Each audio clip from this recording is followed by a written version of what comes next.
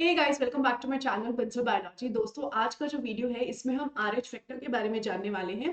So without any delay let's get started with the lecture guys. देखिए, RH factor basically क्या होता है दोस्तों। अगर हम हमारे रेड ब्लड सेल्स की बात करें, जिनको हम प्यार से आरबीसी भी बोलते हैं दोस्तों, तो जो रेड ब्लड सेल्स होते हैं उनकी प्लाज्मा मेम्ब्रेन पे बहुत सारे एंटीजन्स प्रेजेंट होते हैं। जैसे कि हमें पता है एबीओ एंटीजन होता है, जिसकी वजह से हमारा ब्लड ग्रुप डिसाइड होता है। इसके अलावा दोस्तों और भी बहुत सारे एंटीजन्स होते हैं, जैसे कि C antigen, D antigen, E antigen, ऐसे और भी एंटीजन्स प्रेजेंट होते हैं। और ये जो एंटीजन होते हैं, इन्हीं की वजह से यहाँ पर आरएच सिस्टम बनाया गया है। तो ये जो आरएच सिस्टम है उसके पास ये सारी एंटीजन्स बेसिकली प्रेजेंट होती है दोस्तों। और इस आरएच सिस्टम को, यहाँ आरएच फैक्टर को आरएच क्यों बोला गया है, क्योंकि इसको फर्स्ट टाइम स्टडी किया गया था रीसस मंकी के ब्लड में, इसलिए यहाँ पर इसका नाम आरएच रखा गया है। तो इसको फर्स्ट टाइम हमने किस में स्टडी किया था दोस्तों, रीसस मंकी में इसको स्टडी किया गया था। इसलिए इसको स्पेसिफिकली आरएच फैक्टर कहते हैं। 1940 में इसके बारे में डिस्कवरी की गई थी। अब ये जो आरएच फैक्टर होते हैं ना दोस्तों, उनमें सबसे इंपॉर्टेंट एंटीजन होती है डी एंटीजन। सी होती है, डी होती है, ई होती है, तीन एंटीजन होते हैं। लेकिन सबसे ज्यादा एंटीजेनिक जो कंपोनेंट होता है, सबसे ज्यादा इम्यूनोजेनिक जो होती है, सबसे ज्यादा इम्यून रिस्पॉन्स जो करवा सकती है, यानी कि किसी की बॉडी में अगर मैं इन एंटीजन को डालती हूँ तो डी एंटीजन सबसे ज्यादा रिस्पॉन्स करवा सकती है। इसलिए इन सब में से सबसे इंपॉर्टेंट जो होती है दोस्तों, वो डी एंटीजन होती है। अगर किसी पर्सन के आरबीसी के पास ये डी एंटीजन प्रेजेंट है तो उसको हम बोलते हैं आरएच पॉजिटिव पर्सन। और किसी पर्सन के पास अगर ये डी एंटीजन उसकी आरबीसी पे नहीं है तो उसको हम बोलते हैं आरएच नेगेटिव पर्सन। जैसे कि अगर हम एशिया में दोस्तों बात करें, एशिया में 99% ऑफ जो एशियंस होते हैं वो डी पॉजिटिव होते हैं। तो अब अगर हम यहाँ पर देखें, यहाँ पर ये जो आरएच है ये इतना इंपॉर्टेंट क्यों है, आरएच फैक्टर इतना इंपॉर्टेंट क्यों है, इसके बारे में हम और समझने की कोशिश करते हैं। ये जो आरएच एंटीजन्स होते हैं, इनकी सिंथेसिस बेसिकली आरएचडी और आरएचसीई जीन्स करते हैं, जो कि क्रोमोसोम नंबर 1 पे प्रेजेंट होते हैं। जैसा कि मैंने कहा, अगर किसी के पास डी एंटीजन प्रेजेंट है तो वो आरएच पॉजिटिव कहलाएगा, और किसी के पास अगर डी एंटीजन नहीं है तो वो आरएच नेगेटिव कहलाएगा। ये डिपेंड करता है कि हमारे पास उसका जो जीन है वो एक्टिव जीन है या फिर नहीं है, इस चीज के ऊपर डिपेंड करता है। अगर आपके पास कैपिटल डी अलील है इस जीन के, तो इस केस में यहाँ पर ये डी एंटीजन बना पाएगा। लेकिन अगर आपके पास स्मॉल डी यानी कि रिसेसिव अलील है इस जीन का, तो फिर ये आरएच फैक्टर यानी कि डी एंटीजन की सिंथेसिस नहीं कर सकता। अब यहाँ पर ये जो एंटीजेंस है दोस्तों, ये ठीक है हमारे बॉडी में प्रेजेंट होती है, जो भी पॉजिटिव वाला बंदा होता है उसकी बॉडी में प्रेजेंट होती है। लेकिन इन एंटीजेंस के खिलाफ जो है दोस्तों, एंटीबॉडीज जो है वो हमारी बॉडी सिर्फ और सिर्फ तभी बनाएगी जब इस एंटीजन से हमारी बॉडी एक्सपोजर में आएगी। कहने का मतलब है कि फॉर एग्जांपल यहाँ पर एक पर्सन है जो आरएच नेगेटिव पर्सन है, लेकिन ये आरएच नेगेटिव पर्सन तब तक एंटीबॉडी नहीं बनाएगा जब तक इसकी बॉडी में ब्लड नहीं आ जाता कहीं से आरएच पॉजिटिव का। अगर आपने इसकी बॉडी में आरएच पॉजिटिव का ब्लड डाला तो ये एंटीबॉडी बनाएगा इसके खिलाफ, और इस ब्लड को यहाँ पर क्या करेगा, डिस्ट्रक्शन शुरू कर देगा। यही सेम चीज होती है आरएच इनकम्पैटिबिलिटी में भी दोस्तों। आरएच इनकम्पैटिबिलिटी का मतलब बेसिकली क्या होता है दोस्तों, कि फॉर एग्जांपल हमारे पास मदर है जो कि यहाँ पर आरएच नेगेटिव है, मतलब उसके पास डी एंटीजन यहाँ पर प्रेजेंट नहीं है। वहीं जो फीटस इनके अंदर डेवलप हो रहा है दोस्तों, वो आरएच पॉजिटिव का है। आरएच पॉजिटिव का मतलब इनमें डी एंटीजन प्रेजेंट है। अब जब प्रेगनेंसी होती है दोस्तों, और प्रेगनेंसी जब तक चलती है उस टाइम पे क्या होता है, जो प्लेसेंटा है वो मम्मी का ब्लड बच्चे के ब्लड से अलग करके रखती है, उन दोनों को साथ में नहीं आने देती, जिसकी वजह से फीटस का जो आरबीसी है वो मम्मी के आरबीसी या मम्मी के ब्लड से कांटेक्ट में नहीं आ रहा। तो मम्मी यहाँ पर इस पहली प्रेगनेंसी में इस पहले फीटस का कुछ नहीं करेगी। लेकिन दोस्तों जब यहाँ पर डिलीवरी होती है उस टाइम पे मम्मी का ब्लड और फीटस का ब्लड जो है वो मिक्स हो जाता है, और मम्मी के अंदर बच्चे का जो ब्लड है दोस्तों वो आ जाएगा। जैसे ही मम्मी के अंदर बच्चे का ब्लड आया, मम्मी के पास आरएच पॉजिटिव आरबीसी आ जाएंगे।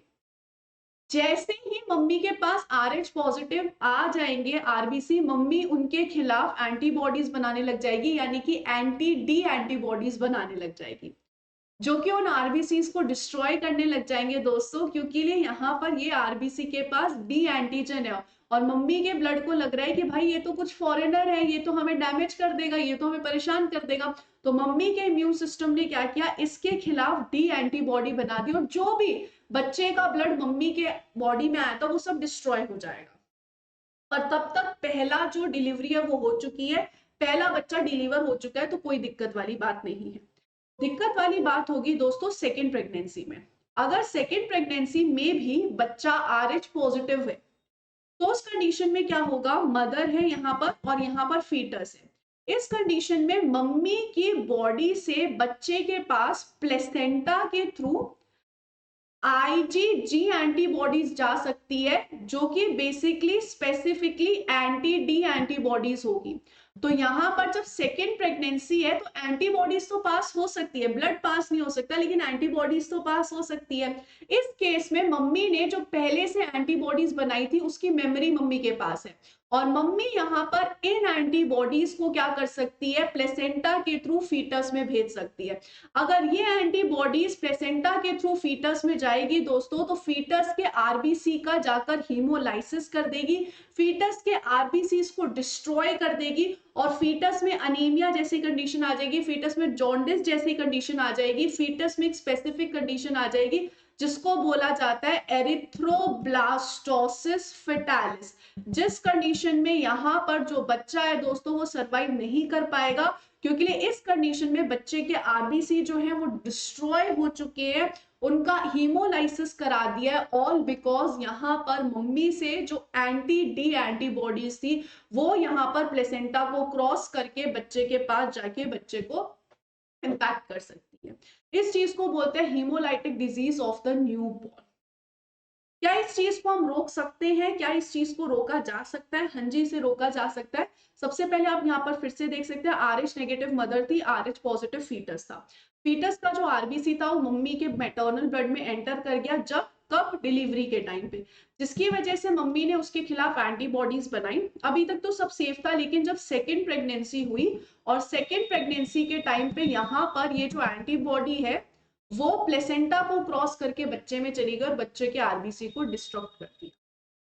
अब इस चीज को बचाने का तरीका यहाँ पर क्या होता है कि जैसे ही फर्स्ट डिलीवरी होती है दोस्तों, उसके तुरंत बाद आप यहाँ पर क्या कर दो, आप उसके तुरंत बाद मम्मी को एंटी डी एंटीबॉडीज दे दो, GAM इसको बोलते हैं।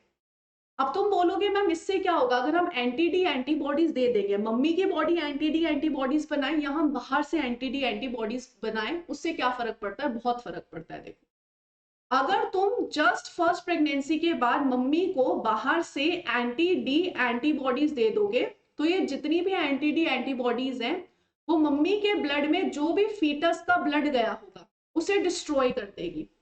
तो मम्मी का इम्यून सिस्टम यहाँ पर एक्टिव ही नहीं होगा। अगर मम्मी का इम्यून सिस्टम इस केस में एक्टिव ही नहीं होगा तो मम्मी के पास कोई मेमोरी नहीं रहेगी। अगर मम्मी के पास कोई मेमोरी बी सेल्स ही नहीं रहेंगे, बिकॉज इस कंडीशन में कौन एंटीबॉडीज बनाता है? बी सेल्स बनाते हैं। और अगली बार अगर RH पॉजिटिव बच्चा आया उस टाइम पे एंटीबॉडीज जो है वो पास होगी। क्यों? क्योंकि यहाँ पर मेमोरी बी सेल्स प्रेजेंट है जो कि एंटी डी एंटीबॉडीज बनाएंगे। बट अगर तुमने बाहर से पहले ही एंटीबॉडीज दे दी, एंटी डी एंटीबॉडीज, तो बच्चे के ब्लड में जो भी मम्मी के बॉडी के अंदर ब्लड आया होगा फर्स्ट प्रेगनेंसी में उस सबको डिस्ट्रॉय कर देगी। मम्मी का इम्यून सिस्टम एक्टिव ही नहीं होगा। मम्मी का इम्यून सिस्टम अगर एक्टिव ही नहीं होगा दोस्तों तो उस कंडीशन में सेकेंड प्रेगनेंसी के टाइम पे मम्मी कोई एंटीबॉडी बना नहीं पाएगी ड्यूरिंग द प्रेगनेंसी का टाइम, और बच्चा जो है सेकेंड कंडीशन में भी सेफली डिलीवर हो जाएगा। तो इस कंडीशन में यहाँ पर जो मम्मी है उसको ये दिया जाता है, ये जो एंटीबॉडीज है दी जाती है कब? 28 वीक्स ऑफ प्रेगनेंसी में और just after delivery of the RH positive baby, जिसकी वजह से ये यहाँ पर प्रिवेंट करेगा antibody formation in the mother, और जो फर्स्ट बच्चा है वो भी अच्छे से डिलीवर हो जाएगा और जो सेकेंड बच्चा है वो भी अच्छे से डिलीवर हो जाएगा।